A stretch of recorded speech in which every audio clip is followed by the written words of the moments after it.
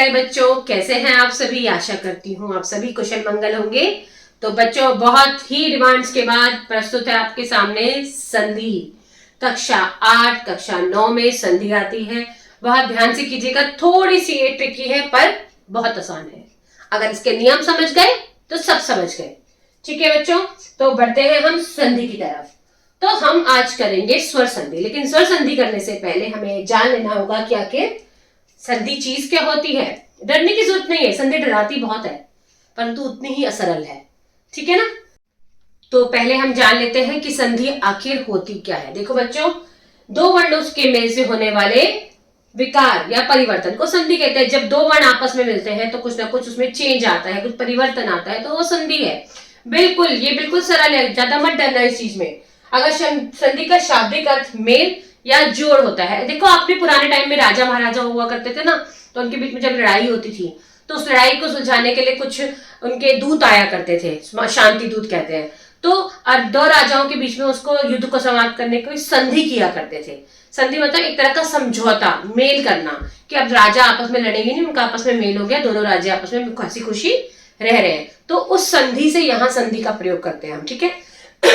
तो दो निकटवर्ती वर्णों के संयोग से होने वाले, मतलब वर्ण जब आपस में मिलेंगे तो कुछ ना कुछ तो चेंज आएगा ना।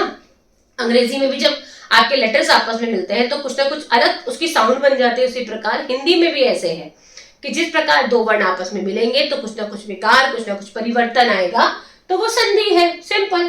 जैसे अगर एक शब्द है हमारा हिमालय, अगर हम उसको तोड़े तो क्या होगा? हिम प्लस आलय, है ना। महेंद्र, मही प्लस इंद्र। तो यहाँ पर महेंद्र कैसे बन गया? ये ई की मात्रा कहाँ गई?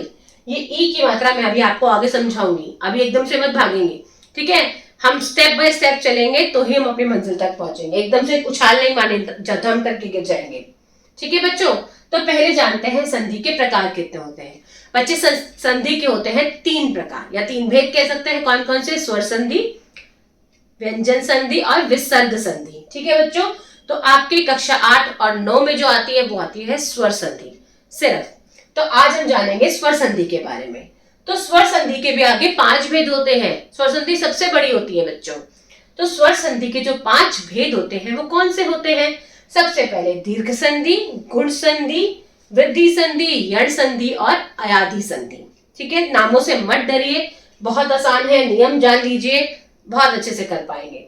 तो कुछ नियम है इसके, मैं चाहूंगी आप इसको, इसकी जो पिक चित्र है मैं उसको बिल्कुल डिस्क्रिप्शन बॉक्स में भी डालूंगी। अगर आपके पास ये वाले नोट्स हुए ना, आप आसान से संधि के नियम याद कर सकते हैं। तो सबसे पहले हम जान लेते हैं दीर्घ संधि के बारे में। ठीक है, यहाँ पर 5 संधि है: दीर्घ, गुण, वृद्धि, यण, अयाधि। एकदम से कंफ्यूज नहीं करेंगे, एक एक करके आगे बढ़ेंगे। तो सबसे पहले हम चलते हैं हमारी दीर्घ संधि की ओर। बच्चों, दीर्घ मतलब क्या होता है? बड़ा, है ना। अब मैंने एक अ और एक अ आपस में मिला दिया तो वो बन गया बड़ा आ। छोटी ई प्लस छोटी ई इज इक्वल टू बड़ी ई। छोटा ऊ प्लस छोटा ऊ इज इक्वल टू बड़ा ऊ। एक तरह की मैथ्स ले आते हैं हम, है ना। ठीक है, हिंदी में थोड़ी सी मैथ्स ले आते हैं। तो देखिए अब यहाँ पर इस संधि के 4 रूप होते हैं। जब अ आ के साथ अ और आ हो तो वो आ बन जाता है। मतलब कि ह्रस्व स्वर, दीर्घ स्वर पढ़ा था ना हमने छोटी कक्षा में, वर्ण का लेसन पढ़ते थे जब हम वर्ण विचार पढ़ते थे। तो यहाँ पर हमारे दीर्घ स्वर बन जाएंगे। वो दीर्घ स्वर मतलब जिनको बोलने में ह्रस्व स्वर से दुगना समय लगता है। ठीक है, जब ई के साथ ई हो तो वो ई बन जाता है। अब इधर हम देखते हैं, री के साथ री हो तो वो ऋषि ही रहेगा, उसका कोई रूप नहीं बदलेगा। अब एक शब्द है यहाँ पर पुस्तक जमा आल्य, जम इज इक्वल टू पुस्तकालय। अब यहाँ पर क्या हुआ बच्चों? यहाँ पर जो क है, हर व्यंजन के साथ एक स्वर फ्री में आता है। देखिए, जो स्वर है उनको बोलने में किसी की सहायता की आवश्यकता नहीं होती, लेकिन व्यंजन को बोलने में सदैव स्वर की सहायता लगती ही लगती है। स्वर अपने आप में स्वतंत्र है, लेकिन व्यंजन स्वर के बिना कुछ भी नहीं है, आधा है, अधूरा। ठीक है, तो इस का में से यदि मैं अ निकाल लूं और आ ये रहा, तो आ प्लस आ आपका बन गया आ, तो वो हो गया पुस्तकालय। ठीक है, ऐसे ही छोटा ऊ की मात्रा प्लस छोटा ऊ इज इक्वल टू बड़ा ऊ, भानुदय। इसमें आपको ये नियम याद रखना है कि अ के साथ चाहे आ हो अ प्लस बड़ा आ इज इक्वल टू भी बड़ा आ ही बनेगा, बड़ी ई प्लस बड़ी ई इज इक्वल टू बड़ी ई ही बनेगा, इससे ऊपर कहीं नहीं जाएगा। तो वो जो आपके जो स्वर है वो मिलकर आपस में दीर्घ स्वर बन जाएंगे। ठीक है बच्चों, आगे बढ़ते हैं हमारी गुण संधि की ओर। गुण संधि भी बहुत सरल है।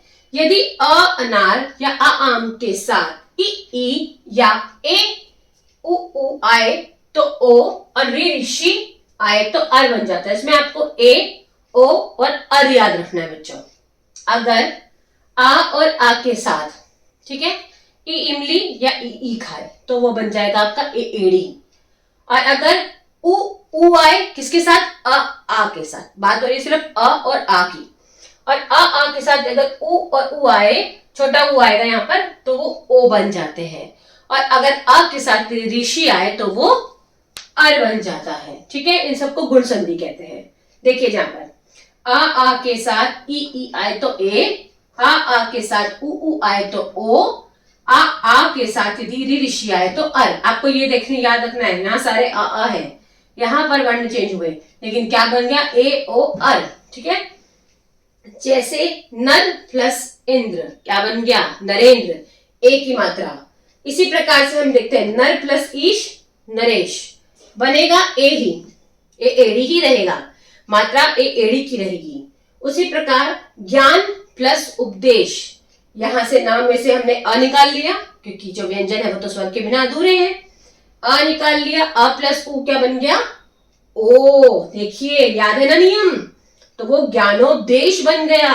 एक ऋषि का भी देख लेते हैं, देव प्लस ऋषि, यहाँ व से हमने आ निकाल लिया प्लस ऋषि इज इक्वल टू ऋषि रहेगा वो तो देवर्षि। ठीक है बेटा, तो ये आपकी हो गई गुण संधि। अब आते हैं इसकी किस पे, बिल्कुल सही, वृद्धि संधि पर। वृद्धि का मतलब होता है बढ़ोतरी हो जाना, है ना। कहते हैं ना भगवान आपकी आयु में वृद्धि करे, आपकी आयु बढ़ जाए। तो यहां पर भी जो गुण संधि है अब वो पढ़ लिख कर खा पी कर बड़ी हो चुकी है तो वो वृद्धि हो गई उसकी। ठीक है, ये आपकी ट्रिक है। गुण के बाद अगर वृद्धि है तो वृद्धि की मतलब प्रमोशन हो गई एक तरह की, है ना। अब उसमें क्या कैसे प्रमोशन हो ये जान लेते हैं। यदि आ के साथ ए आए और ए ओ के साथ अगर ओ हो जाएगा, अब यहाँ पर जो ए एडी की मात्रा थी वो डबल हो गई है, आई एनक की मात्रा बन गई है। ठीक है, जो ओखली की मात्रा थी आपकी वो आपकी बन गई है औ औरत की मात्रा। कैसे, देखिए यहां पर ध्यान से देखिए, जब आ के साथ ए एडी और एनक आए तो वो एनक ही बनेगी, और आ के साथ ओ औ आए तो वो औ रहेगा। ठीक है बच्चों, तो यहां पर आपको ध्यान रखना है, यहां पहले हमारी गुण संधि में एक मात्रा थी, वृद्धि संधि में डबल मात्रा हो गई है। ठीक है बच्चों, अब आगे करते हैं। देखिए इसके कुछ उदाहरण देख लेते हैं। सदा प्लस एव, सदैव, यहां से आ निकाला, यहां से ए निकाला, क्या बन गया, डबल वाली मात्रा। महा प्लस ओज, यहां से आम निकाला और यहाँ पर हमने क्या निकाला, ओ ओखली की मात्रा, तो महोज, डबल ओ की मात्रा आ गई। एक प्लस एक, एक एक। वन प्लस औषधि, वनौषधि। महा प्लस ऐश्वर्य, महैश्वर्य। देखिए बच्चों, कक्षा 8 में तो इतना प्रश्न नहीं पूछते इस बारे में भी कौन सी संधि है, परंतु कक्षा 9 में मैं कह रही हूँ बिल्कुल पूछेंगे कि ये कौन सी संधि है और कौन सा भेद है इसका, उसका नियम भी पूछ सकते हैं। ध्यान रखिएगा, नियम भी पूछा जा सकता है एग्जाम में। तो अब बारी आती है बच्चों किसकी, यण संधि की, हमारी सेकेंड लास्ट है ये। ठीक है, यदि ई उ या ऋषि के बाद कोई भी अन्य भिन्न स्वर आ जाए, कोई भी, तो क्या हो जाएगा, उसका यण से याद रखिए, य र व, ये ध्यान रखिएगा। तो यहां पर इसके नियम जान लेते हैं। जब ई के साथ कोई अन्य स्वर आए तो वो य बन जाता है, उ के साथ कोई अन्य स्वर आए तो वो व बन जाता है, और ऋषि के बाद कोई अन्य स्वर आए तो वो र बन जाता है। आपका य व र ल याद है ना, तो य व र याद रखिए। यहाँ पर यण संधि में यण से य याद रखेगा, व र अपने आप याद हो जाएंगे। ये ट्रिक है इसकी। ठीक है, तो इति प्लस आदि क्या बना, इत्यादि। जी, अनु प्लस आए, अन्वय। सु प्लस आगत, स्वागत। ठीक है, यहाँ चेंज दिख रहा है आपको, यहाँ पर वह कहीं नहीं है, पर जहां हमने परिवर्तन किया वह आ गया, क्योंकि यहाँ उ के साथ हमने कोई भी अन्य स्वर लगाया तो वहां व बन गया। बेटा ये जो नियम है ना, ये याद रख लो बस। आपको यण तो इतनी इजी है, यण में तो य है ही अपने आप छुपा हुआ है, य व र, ठीक है ना। इसी प्रकार से प्रति प्लस एक प्रत्येक, ठीक है। यहां से हमने निकाला ई और यहां से निकाला ए, क्या बन गया, ये बन गया। ई बनेगा य, स्वरों के अकॉर्डिंग याद रखिए। ई इमली पहले आता है, ई तो उसके साथ बन गया य, फिर उसके बाद आता है उ, उसका आ गया व, फिर आता है ऋषि, उसका आ गया र, ऋषि के साथ तो र वैसे है ना।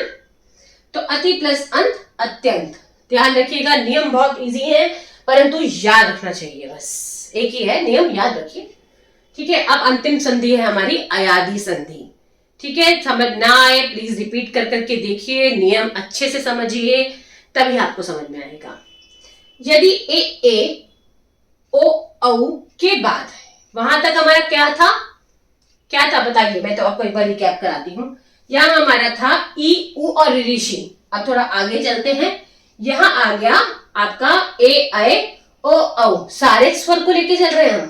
देखिए पहले हमने आ लिया था, फिर ई उ तक आए, यहाँ हमारा आ गया ए औ, ठीक है ना। यदि ए ओ औ के बाद भी यहाँ पर कोई अन्य भिन्न स्वर आए तो वहां क्या बन जाता है, यहाँ देखिए, जब ए ओ के साथ कोई भी अन्य स्वर आए तो वो ए क्या बन जाएगा, आए, और ए क्या बन जाएगा आपका, आए, ओ बन जाएगा अब, और औ बन जाएगा आव। आए आए अब आव, याद रखिएगा, थोड़ी सी कठिन है, ठीक है। तो जैसे थोड़ी अटपटी भी से लगती है, जैसे नयन है, नयन को मैंने अलग किया तो मैंने इसको किया ने प्लस अन, नयन, ठीक है।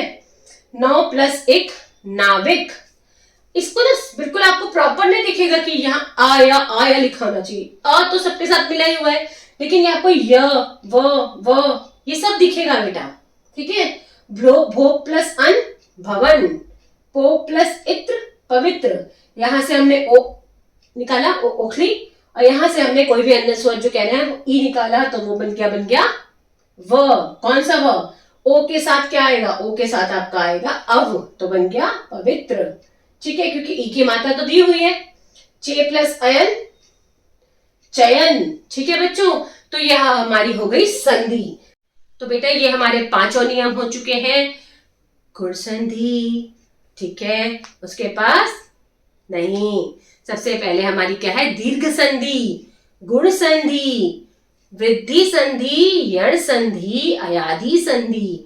नियम बहुत आसान है, दीर्घ का तो सबसे आसान है, दीर्घ स्वर बन जाएगा। हर्ष स्वर जिनको बोलने में कम समय लगता है, दीर्घ स्वर को बोलने में उनसे डबल समय लगता है, जैसे कि अ इ उ ऋ, या आपके हर्ष स्वर है, उनसे डबल समय किस पे लगेगा, आ, ई बड़ी मात्रा वाला, ऊ, ए, आए, ओ, औ, ठीक है।